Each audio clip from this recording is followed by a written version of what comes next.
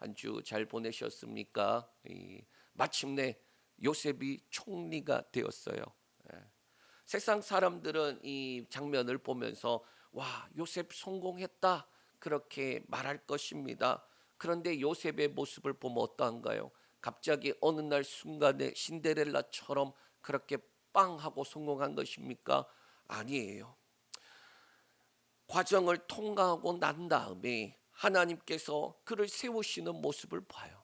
두 번의 구덩이가 있었습니다. 한 번의 구덩이는 어떠합니까? 형들이 그의 채색 옷을 벗겨버리고 구덩이에 집어넣었어요. 성경에는 그렇게 말하고 있습니다. 구덩이에 던져졌는데 물이 없고 비어 있었다라는 거예요.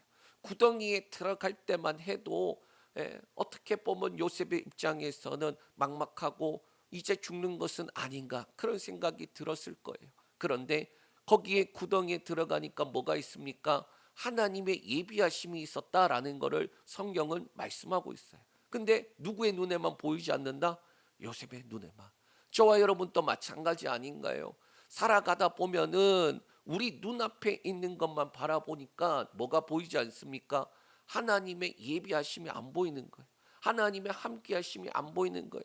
분명히 하나님이 기도 들으시는 것 같고 응답하시는 것 같은데 안 보이는 거예요. 그럴 때마다 어떻게 합니까? 구덩이에 들어간 것처럼 이제 어떻게 하나? 나는 이제 죽었구나. 그런 생각할 거예요. 두 번째 구덩이가 어떤 구덩이냐? 요셉이 억울하게 누명을 쓰고 죄인이 되어서 감옥에 갇힐 때예요. 거기도 왜 구덩이냐?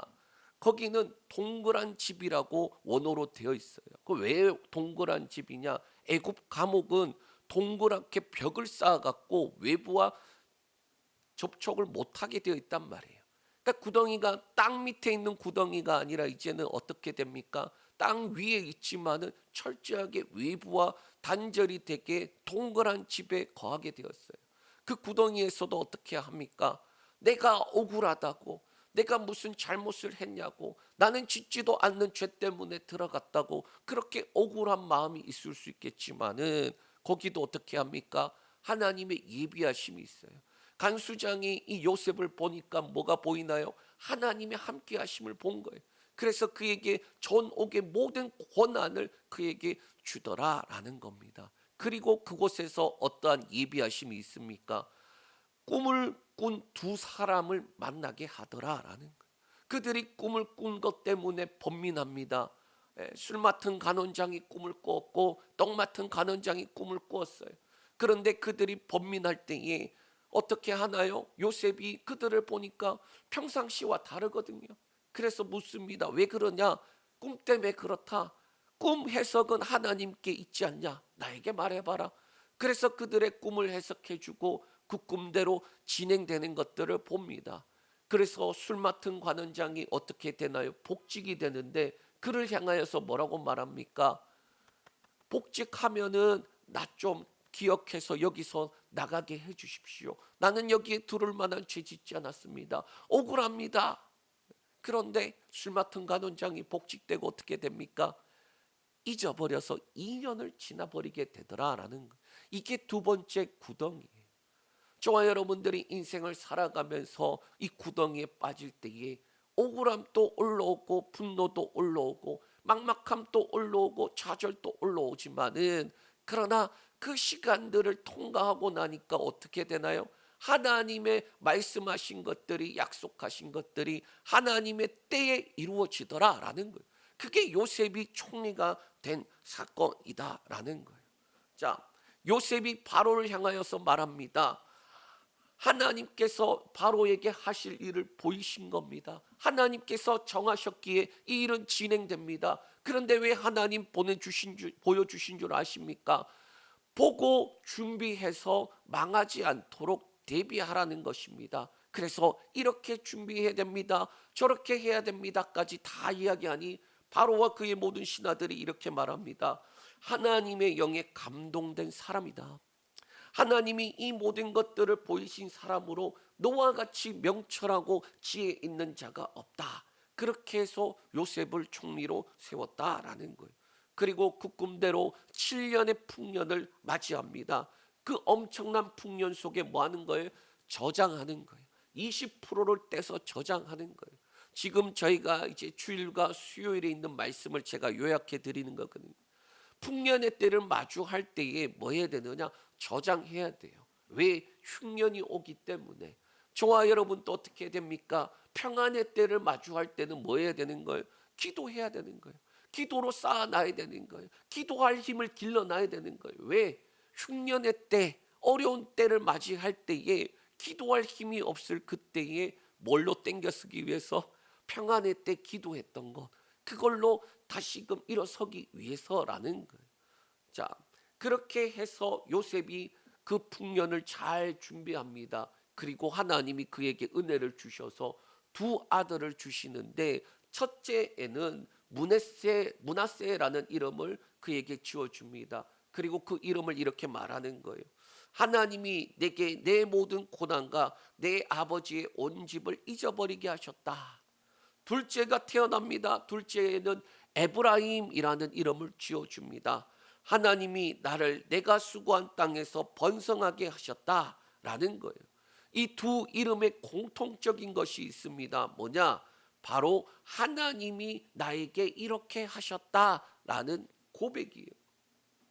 므낫세, 잊어버리다라는 단어입니다. 그런데 이게 부정적인 의미가 아니에요. 13년 동안에 종살이하고 30세에 총리가 되었는데, 하나님께서 나의 모든 고난들, 나의 억울함들, 그리고 나의 모든 고통들을 뭐 하는 거예요? 잊어버릴 만큼의 큰 은혜를 주셨다라는 고백이에요. 또 에브라임은 뭐냐? 열매 맺다라는 단어에서 왔는데, 이 열매 맺다, 씨를 열심히 뿌리고 난 다음에 열매 맺는 것, 그거 축복이거든요. 저와 여러분들이 인생을 살아가면서 열심히 수고하고 그 수고한 것에 열매를 누리는 것은 하나님이 주신 축복이에요.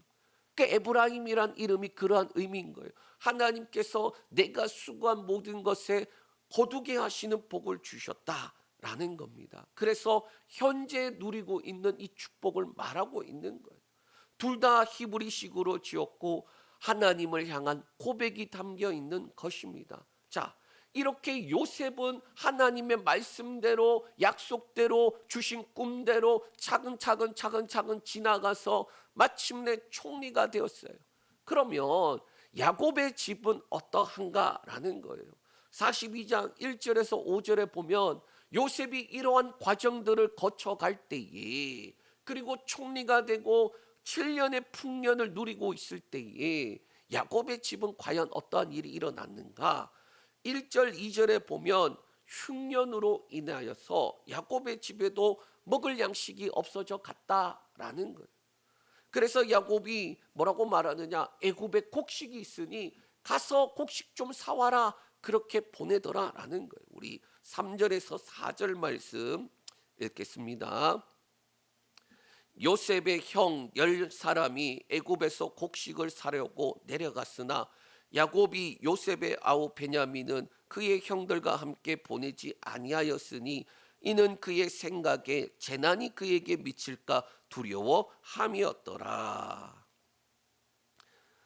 지금 요셉의 10명의 형들은 애굽으로 뭐 하는 거예요? 곡식을 사게 보내는 거예요. 그런데 4절에 보니 요셉의 아우 베냐민은 그 형들과 함께 보내지 않았다라고 말합니다. 그리고 그 이유를 야곱의 생각에 재난이 베냐민에게 미칠까 두려워했다라는 거예요. 요셉이 17세에 하나님이 주신 꿈을 가지고 종으로 팔려갔어요. 그리고 30세에 총리가 됐습니다. 그럼 13년 동안의 그 시간들 있었고, 그 다음에 7년의 풍년을 지났어요. 7년의 풍년을 지났으니까 37이 됐겠죠.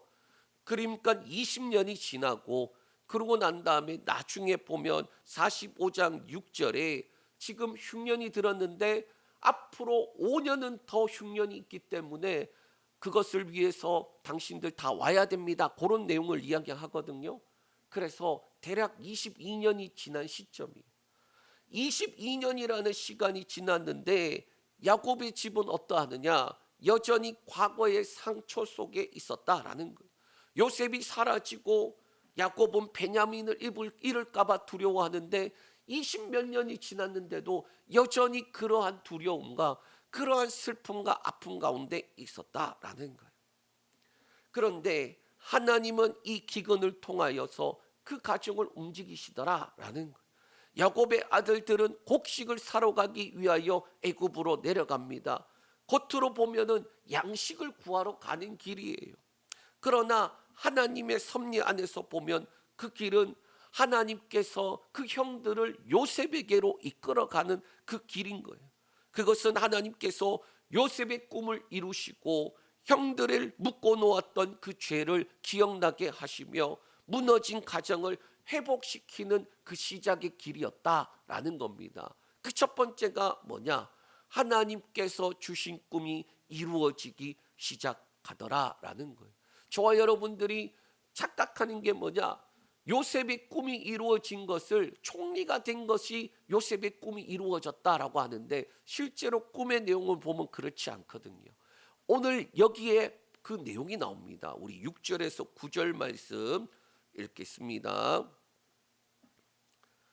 때에 요셉이 나라의 총리로서 그 땅 모든 백성에게 곡식을 팔더니 요셉의 형들이 와서 그 땅에서 땅에 엎드려 절하매 요셉이 보고 형들인 줄 아나 모르는 채 하고 엄한 소리로 그들에게 말하여 이르되 너희가 어디서 왔느냐? 그들이 이르되 곡식물을 사려고 가나안에서 왔나이다. 요셉은 그의 형들을 알아보았으나 그들은 요셉을 알아보지 못하더라. 요셉이 그들에 대하여 꾼 꿈을 생각하고 그들에게 이르되 너희는 정탐꾼이라 이 나라의 틈을 엿보려고 왔느니라. 자, 6절에 보니까 어떻게 됩니까? 요셉의 형들이 요셉의 앞에 엎드려 갖고 절하는 거예요. 하나님께서 요셉에게 꿈으로 보여주신 일이 실제로 일어났다라는 겁니다. 첫 번째 꿈이 바로 이건데요. 37장 7절 말씀 읽겠습니다.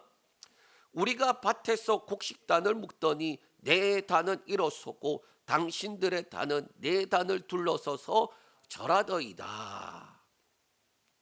이게 요셉이 꾼 첫 번째 꿈이에요.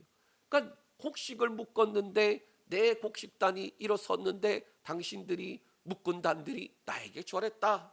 공교롭게도 어떠합니까? 곡식 이야기, 곡식. 곡식 문제로 애굽에는 7년의 풍년을 잘 준비하였고 그래서 저장했기 때문에 풍족해요. 그런데 형들이 있는 가나안은 분명히 똑같이 7년의 풍년이 있었는지는 모르겠지만 확실한 것은 흉년이 주어졌고 그 흉년 때문에 뭐 하는 거예요? 먼 땅까지 와서 곡식을 구해야 하는 상황이에요.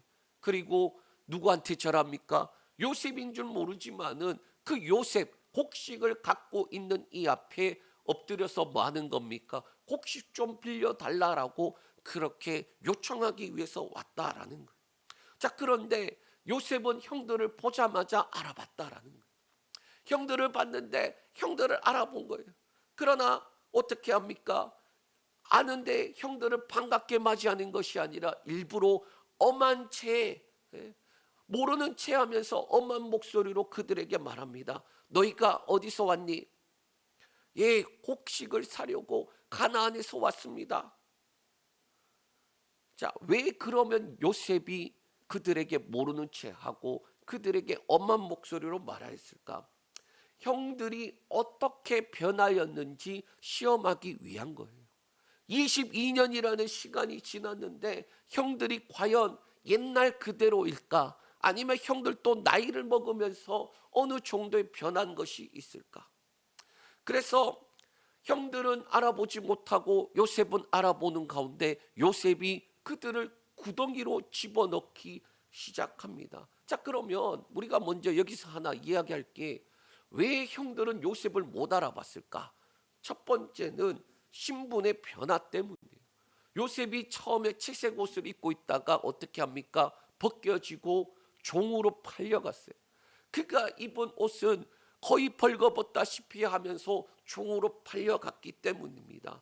그런데 감히 총리가 되었을까? 내 동생은 종으로 팔려갔기 때문에 죽었는지 살았는지 모르는데 앞에 있는 그 총리가 요셉이라고 감히 상상을 못한 거예요. 둘째는 세월의 흐름입니다. 20년이 지난 시간이에요. 소년이었던 요셉이 어떻게 됩니까? 장년으로 그렇게 성장했기 때문이에요. 셋째는 외모와 언어가 다르더라라는 거예요. 요셉은 세마포 옷을 입고 금사슬을 두르고 그가 왕과 버금갈 정도로 위험 있는 모습으로 서 있어요. 그리고 언어도 통역관을 세워서 애굽말로 이야기하고 그들이 통역관이 전해주고 또 전달받고 그렇게 하니까 전혀 요셉이라 생각을 하지 못하더라라는 거예요. 그런데 왜 요셉이 이 형들을 테스트할까? 9절에 너희는 정탐꾼이다. 이 나라를 틈보러 왔다. 너희는 정탐꾼이야. 지금 너희가 곡식 얻으러 왔다고 했지. 아니야. 내가 볼 때 너희는 지금 정탐꾼이고 이 나라를 틈보러 온 거야. 자, 요 말을 잘 기억을 해야 되는 이유가 옛날에 형들이 요셉이 올 때에 뭐라고 말했습니까? 저기 꿈꾸는 자가 오는도다. 우리가 저를 잡아서 구덩이에 던져버리면은 그의 꿈이 어떻게 되나 보자. 요게 떠올라와야 돼요. 형들이 그렇게 자신한테 했던 그 구덩이에 집어넣었던 거나 지금 요셉이 당신들은 정탐꾼이다. 이 정탐꾼들 이 나라를 엿보러 왔지. 그렇게 말하는 게 구덩이에 집어넣는 것과 똑같은 거예요. 구덩이에 넣으면 어떻게 됩니까? 우리 한번 37장 20절 말씀 읽겠습니다. 형들이 구덩이에 넣을 때 말입니다. 자, 그를 죽여 한 구덩이에 던지고 우리가 말하기를 악한 짐승이 그를 잡아먹었다 하자. 그의 꿈이 어떻게 되는지를 우리가 볼 것이니라 하는지라. 형들은 구덩이에 집어넣으면 그 꿈이 이루어진다고 생각했을까요? 아니라고 생각했어요. 구덩이에 집어넣으면 요셉은 이제 끝났다라고 생각하고 그래 네가 말한 그 꿈이 이루어지나? 절대로 이루어질 수 없어라고 하는 거예요. 자, 그런데 요셉은 반대로 형들을 구덩이에 집어넣고 뭐 하는 겁니까? 꿈이 이루어지고 있는데 하나님 이제 꿈이 이루어지고 있는데 이 꿈이 어떻게 진행이 될까요? 라는 거예요. 형들은 불손한 의도로 요셉에게 그렇게 행하였지만 요셉이 형들을 구덩이에 집어넣는 것은 말씀이 이루어지고 있는 가운데에 하나님 앞에 맡기는 거예요. 자신이 구덩이에 던져졌을 때 어땠습니까? 나는 이제 끝났다라고 생각했겠지만은 그러나 하나님의 예비하심을 경험했잖아요. 그러니까 그가 형들을 구덩이에 집어넣는 이유는 뭐냐? 내가 복수하거나 형들에게 원한을 갚는 것이 아니라 꿈이 이루어지고 있는데 하나님의 손에 맡깁니다. 하나님 꿈이 이루어지고 있는 과정 중에 있는데 형들을 보내주셔서 그 꿈이 이루어졌습니다. 그런데 이 모든 진행 과정을 하나님께 맡깁니다. 그렇게 하는 거예요. 그렇게 하나님 앞에 맡기니 어떻게 진행됩니까? 두 번째로 하나님이 묻어준 죄를 기억나게 하더라라는 거예요. 요셉의 형들이 구덩이에 들어갑니다. 그랬더니 그들이 어떻게 됩니까? 하나님의 그 예비하심 속에서 그들이 과거에 있었던 죄악들이 떠오르기 시작하는 거예요. 요셉을 구덩이에 집어넣었던 것들이 생각나기 시작하는 거예요. 형들은 요셉을 미워했기 때문에 요셉의 그 얄미운 모습 때문에 요셉이 한 아버지의 그 모든 사랑을 독차지하는 것 때문에 그들이 그렇게 요셉을 구덩이에 집어넣고 종으로 팔아버렸는데 그들이 구덩이에 들어가니까 어떠한 거예요? 아, 우리의 그 죄악들이 떠오르기 시작하는 거예요. 첫째로 과거의 죄가 떠오르기 시작하는데 그 내용이 10절에서 14절까지인데 우리 13절에서 14절만 읽겠습니다. 같이 읽습니다. 그들이 이르되 당신의 종 우리들은 12형제로서 가나안 땅 한 사람의 아들들이라. 막내 아들은 오늘 아버지와 함께 있고 또 하나는 없어졌나이다. 요셉이 그들에게 이르되 내가 너희에게 이르기를 너희는 정탐꾼이라 한 말이 이것이니라. 아멘. 자, 요 내용이 왜 그런 거냐? 정탐꾼으로서 지금 요셉이 형들을 몰아가고 있는 데에 형들이 뭐라고 말하느냐? 원래 우리가 12형제였어요. 그러면서 막내는 아버지하고 있는데 또 하나는 없어졌습니다. 그렇게 말하는 거예요. 여기서 없어지다라는 말은 원어로 보니까 죽었다라는 말이에요. 죽었다. 자, 이 내용을 자세히 보면 형들이 과거의 죄가 드러나기 시작하는데 어떻게 됩니까? 요셉의 형들이 아버지에게 어떻게 말했습니까? 아버지, 이 옷을 한번 보십시오. 찢어지고 피 묻은 옷을 꺼내면서 아버지한테 보여줍니다. 예, 이게 바로 요셉의 옷이다. 요셉이 죽었구나. 예, 우리가 오다가 이걸 발견했는데 요셉의 것이 아닌지 보십시오. 요셉이 짐승에게 잡혀 죽었나이다. 그들이 아버지에게 거짓말했잖아요. 그런데 지금 누구 앞에서 거짓말 또 하고 있습니까? 요셉 앞에서 거짓말하는 거예요. 죽었다라고 말하고 있어요. 아버지한테 거짓말했던 것처럼 그들이 종으로 팔아버려 놓고서는 죽었다라고 말합니다. 그런데 요셉이 뭐라고 말합니까? 14절에 내가 너희에게 이르기를 너희가 정탐꾼이다 라고 한 말이 바로 이거다. 너네 지금 나에게 거짓말하고 있고 그 거짓말이 바로 너희가 정탐꾼이다 라고 말하고 있는 거야 라고 말하는 거예요. 형들이 자신들은 숨겼지만은 그 숨긴 것이 드러나기 시작하는 거예요. 너네 거짓말하고 있어. 그것 때문에 너희는 정탐꾼이야. 어디 나를 속이려고 그래. 자, 이렇게 형들을 압박하니까 그 형들이 어떠합니까? 그렇지, 죽은 것이 아니라 우리가 팔아버렸지. 그 죄가 떠오르기 시작하더라라는 거예요. 그리고 진실하다면 너네 정말 진실하다고 말한다면 증명해라 하면서 막내를 데려올 것을 말하고 있어요. 우리 15절에서 17절 말씀 읽겠습니다. 너희는 이같이 하여 너희 진실함을 증명할 것이라. 바로의 생명으로 맹세하노니 너희 막내 아우가 여기 오지 아니하면 너희가 여기서 나가지 못하리라. 너희 중 하나를 보내어 너희 아우를 데려오게 하고 너희는 갇히어 있으라. 내가 너희의 말을 시험하여 너희 중에 진실이 있는지 보리라.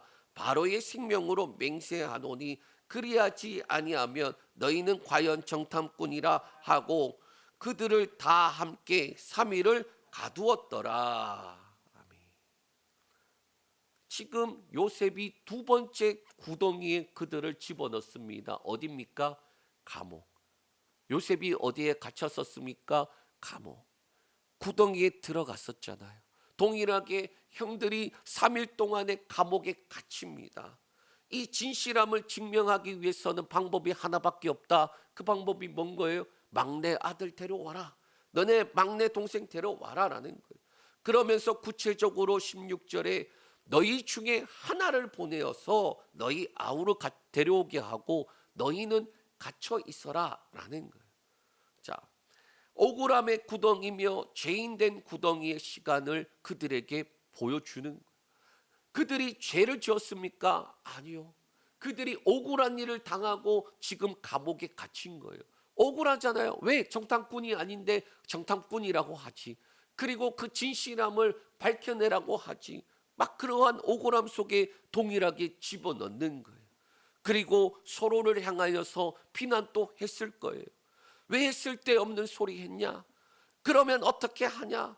애초에 여길 와야 됐냐? 막 등등 이야기를 했을 거다라는 거. 그러면서 현실적인 이야기로 돌아갑니다. 누가 아버지에게로 갈 거냐? 한 명만 가라고 하는데 그래서 뭐 내가 가야 한다? 아니다. 누가 가야 한다? 그러다가 결국엔 어떻게 되는 줄 아십니까? 왜 이런 일이 우리에게 주어졌는가? 그 질문을 하게 되더라라는 거예요. 저와 여러분도 마찬가지 아닙니까? 억울한 일 당하거나 또는 어떻게 해결할 수 없는 일들 당하면은 그때는 여러 가지 이렇게 질문하잖아요. 왜 이런 일이 나한테 일어났나? 왜 이렇게 억울한 일이 나한테 일어났나? 이러면 어떻게 해야 되나? 저건 저렇게 해야 되나? 막 그런 갈등 속으로 들어가잖아요. 형들도 마찬가지더라라는 거예요. 그러고 난 다음에 사흘이 지나고 난 다음에 어떻게 됩니까? 우리 18절에서 20절 말씀 읽겠습니다. 사흘 만에 요셉이 그들에게 이르되 나는 하나님을 경외하노니 너희는 이같이 하여 생명을 보존하라.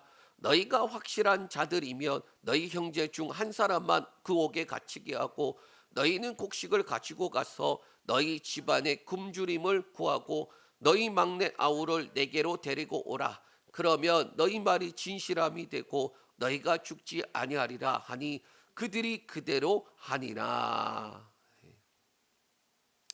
18절에서 20절에 요셉이 이렇게 말합니다. 나는 하나님을 경외하는 자다라고 말해요. 자신이 애굽의 총리라는 권세를 가지고 있지만 감정이나 복수심이 아니라 하나님 앞에서 나는 행동하는 사람이다라고 말하는 거예요. 그래서 그들에게 살 길을 하나 줍니다. 이와 같이 해서 너희 생명을 보존해라. 너희가 이렇게만 해야면은 내가 너네를 살려주겠다. 이렇게만 하면은 너희에게 살 길이다라고 제시하는데 뭐라고 말하느냐?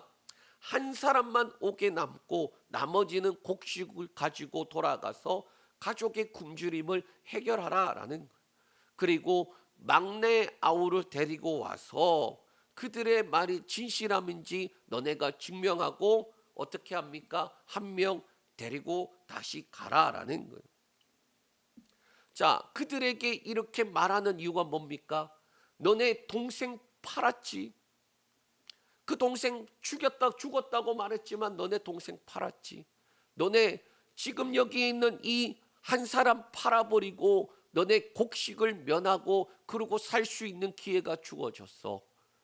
그런데 얘 한 명 살리려면 어떻게 해야 돼?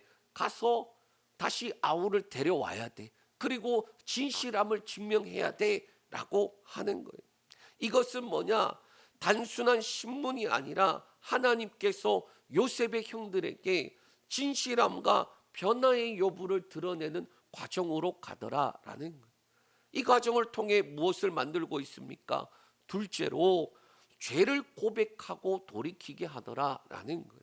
우리 21절에서 22절 말씀 읽겠습니다. 그들이 서로 말하되 우리가 아우의 일로 말미암아 범죄하였도다. 그가 우리에게 애걸할 때에 그 마음의 괴로움을 보고도 듣지 아니하였으므로 이 괴로움이 우리에게 임하도다. 르벤이 그들에게 대답하여 이르되 내가 너희에게 그 아이에 대하여 죄를 짓지 말라고 하지 아니하였더냐. 그래도 너희가 듣지 아니하였느니라. 그러므로 그의 핏값을 치르게 되었도다 하니. 21절에 이렇게 말합니다. 우리가 아우의 일로 말미암아 범죄하였도다. 우리말에는 번역되지 않은 단어가 있습니다. 아발이란 단어인데 이게 뭐냐? 부사에서 부사 표현해 주는 거예요.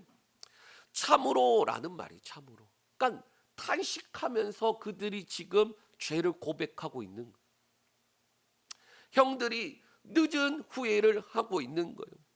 자신들의 범죄가 사악했고 그리고 그 범죄가 끔찍한 죄였음을 이제야 뼈저리게 후회하고 있는 모습이에요.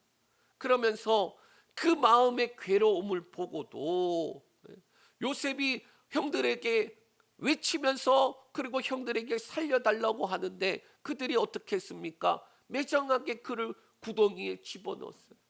종으로 팔려갈 때 어땠을까요? 그냥 요셉이 그래요 팔아요 그러고 있었습니까? 아니요. 형들에게 그렇게 외쳤을 거예요. 그런데 그들이 보고 듣고도 매정하게 요셉을 팔아버렸어요. 왜 그렇게 하였을까요? 요셉이 너무나 미웠기 때문에, 요셉이 너무나도 증오했기 때문에, 그래서 그들이 그 미운 마음에 요셉을 팔아버린 거예요. 여기서 그들이 괴로움이 몰려옴을 고통하면서 말합니다. 이 괴로움이 차라라는 단어인데 해산의 고통이나 적에게 쫓길 때의 공포와 같은 고통, 엄청난 고통을 의미하는 거예요. 그제서야 그들이 엄청난 괴로움 속에서 고통하면서 지금 말하고 있는 거예요. 그들의 죄악이 드러나고 그들의 죄악에 대해서 고백하며 돌이키며 괴로워하는 모습을 지금 요셉의 눈앞에서 보이고 있다라는, 형들도 요셉을 미워해서 팔아버렸지만 그러나 그들에게 양심과 가책 그리고 죄책감 때문에 살아온 시간들이었다라는 거예요. 어떻게 보면 20년이 지나버렸지만은 그 집은 무슨 집이에요? 아직도 풍비박산난 집이다라는 거예요. 그리고 22절에 내가 너희에게 그 아이에 대하여 죄짓지 말라 하지 않았냐? 그래도 너희가 듣지 아니하였느니라. 그러므로 그의 핏값을 치르게 되었도다라고 말하고 있어요. 실제로 루벤이 요셉을 살려주려고 했고 보내주려고 했어요. 저는 이 장면을 보면서 어떠한 생각이 들었느냐, 형들은 알잖아요. 요셉을 팔아버렸잖아요. 그런데 아버지 야곱은 몰랐잖아요. 그리고 그 야곱이 요셉을 얼마나 사랑했는지 채색 옷을 입히고 그에게 너무나도 편애할 만큼 했는데, 문제는 요셉이 죽었다라는 것을 알게 된 그 집안이 어떻게 됩니까? 풍비박산이 나고 깨어지고 도저히 회복될 수 없는 그러한 가정이 되었다라는 거예요.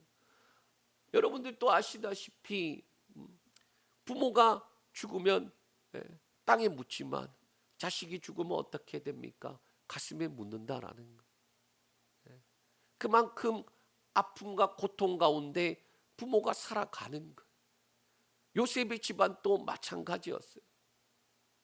그런데 형들은 그 장면을 보면서 어떠합니까? 말을 할 수가 없는 거예요. 그들이 팔아버렸다라고. 그리고 난 다음에 요셉은 어떻게 합니까? 세 번째로 하나님이 회복의 길을 시작하더라라는 거예요. 우리 23절에서 25절 말씀 읽겠습니다. 그들 사이에 통역을 세웠으므로 그들은 요셉이 듣는 줄 알지 못하였더라. 요셉이 그들을 떠나가서 울고 다시 돌아와서 그들과 말하다가 그들 중에서 시므온을 끌어내어 그들의 눈앞에서 결박하고 명하여 곡물을 그 그릇에 채우게 하고 각 사람의 돈은 그의 자루에 도로 넣게 하고 또 길양식을 그들에게 주게 하니 그대로 행하였더라. 지금 눈앞에 있는 요셉이 총리인 줄도 모르고 그들이 자신들의 죄악을 내어놓고 괴로워하고 고통하고 있습니다. 그리고 그 장면을 요셉이 다 보았어요. 24절에 요셉이 그들을 내버려 두고 뛰어나가서 울고 다시 돌아왔다라고 되어 있습니다. 형제들이 자신의 죄를 뉘우치고 있는 모습, 그 죄악 때문에 괴로워하는 모습, 그 모든 것들을 보고 감정적으로 붙박혔기 때문이에요. 여러분들도 아시겠지만 요셉인들 형들을 미워하는 마음 없었을까요? 요셉인들 형들이 원망스럽지 않았을까요? 그런데 이 장면을 통하여서 어떻게 됩니까? 요셉 안에서도 회복이 시작되더라라는 거예요. 그리고 가정의 회복을 위하여 요셉이 진행합니다. 시므온을 끌어다가 감옥에 가두고 그리고 나머지 형들에게 먹을 양식과 그 다음에 가족들이 먹을 수 있는 양식을 챙겨서 보내줍니다. 이제 어떻게 될까요? 말씀을 정리합니다. 지난 시간 우리는 하나님께서 요셉을 애굽의 총리로 세우는 장면을 봤어요. 그리고 그 세워지는 그 모습 속에서 요셉의 성공이 보이는 것이 아니라 하나님께서 멀게는 아브라함에게 말씀하셨던 그 약속, 그 말씀대로 하나하나 이루어져 가는 그 시작 가운데 주어지는 모습도 봤어요. 그런데 하나님께서 그들에게 행하시는 그 말씀들 이루어지는 과정들 속에는 하나님 앞에서 살아가는 한 사람이 있었다라는 것. 하나님이 일방적으로 주신 그 꿈, 하나님이 일방적인 주신 그 꿈을 이루어 가는데 하나님과 함께하고 하나님 앞에서 살아가고, 그리고 그가 내가 했다고 하지 않고 하나님이 하셨다라고 고백하며 하나님 앞에 살아가는 그 요셉이 되니 하나님께서 그를 총리로 세우시더라라는 거예요. 그리고 오늘 본문에는 그 일이 시작되는 장면인데 형들이 어떻게 됩니까? 그 꿈대로 엎드리는 장면이에요. 요셉은 어떠한 모습이었을까요? 형들이 엎드려 절하자마자 무슨 생각이 들었을까요? 하나님이 나에게 보여주신 꿈, 하나님이 나에게 말씀하신 것, 그리고 동시에 그 과정들이 다 눈앞에 보여지기 시작하더라라는 것. 형들이 오래전에 너의 꿈이 어떻게 되나 보자 그렇게 하며 구덩이에 집어넣는데, 그러나 요셉도 동일하게 형들을 구덩이에 집어넣습니다. 그게 미워하는 마음, 그리고 원망하는 마음인가요? 아니에요. 하나님 앞에 내어놓고 하나님께서 이제 꿈이 이루어지는 가운데 하나님의 일을 진행하여 주시옵소서 하나님 앞에 내어 맡기는 거예요. 그랬더니 그 가정에 회복이 시작되더라라는 거예요.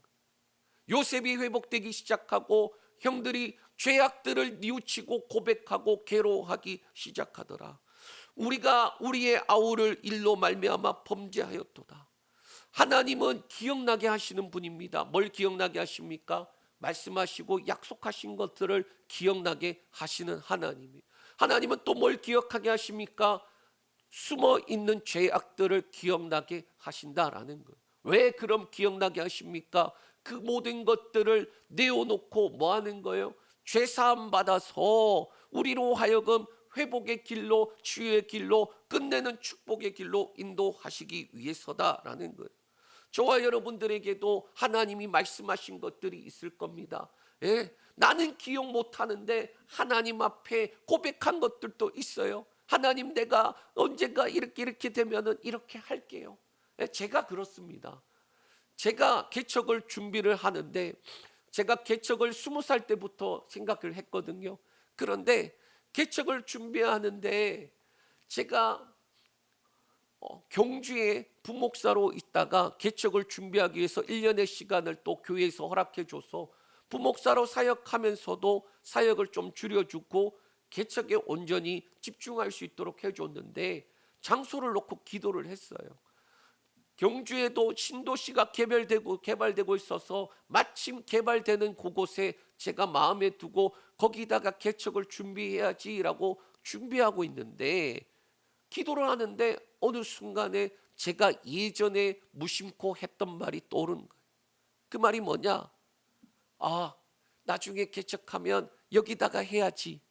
그게 어딘 줄 아십니까? 바로 여기예요. 진짜로 여기예요. 왜? 제가 경주로 가기 직전에 여기 개발될 때에 여기 2011년도, 12년도 그때 11년도 말이다. 12년도 뭐 그때쯤에 여기 지어졌거든요. 처음 들어왔어요, 저희가. 아직도 거기 지나가면은 그때 신혼 때에 그때가 생각이 나요. 7동 305에 있었다니까요, 저희가. 그리고 제가 여기서 오산으로 부목사이기 때문에 매일 새벽마다 간단 말이에요. 그런데 막 지어지고 있고 아무것도 없는데 지나가면서 제가 무심코 하나님, 나중에 개척하면 여기다가 개척해야죠. 기도하는데 그 차 안에서 제가 했던 말이 너무 선명하게 떠오르는 거예요. 그리고 그것을 위해서 기도를 하는 거예요. 하나님께서 지금 제가 옛날에 했던 것 같긴 해요. 그렇게 말을 했던 것 같은데, 근데 이거 하나님 주신 겁니까? 아닌 겁니까? 또 기도를 하는 거예요. 그러고 난 다음에 하나님이 주신 게 빌립보서 2장 13절 말씀이에요. 너희 안에서 행하시는 분은 하나님이시니 그가 기쁘신 뜻과 목적을 두고 너희로 행하게 하신다라는 그 말씀. 그래서 제가 경주 내려갔다가 아무 또 연고도 없는데 다시 또 올라온 거예요. 그리고 한 군데 처음 개척하고 두 번째 이사하고 그리고 세 번째 여기 딱 왔는데 그 장면이 떠오른 거예요. 그때 내가 했던 거, 그때 기도했던 거. 하나님이 생각나게 하세요. 그리고 하나님이 뭐라고 하시느냐? 하나님의 말씀과 약속은 중단되지 않고 지속적으로 이루어져 가고 있다라는 거예요.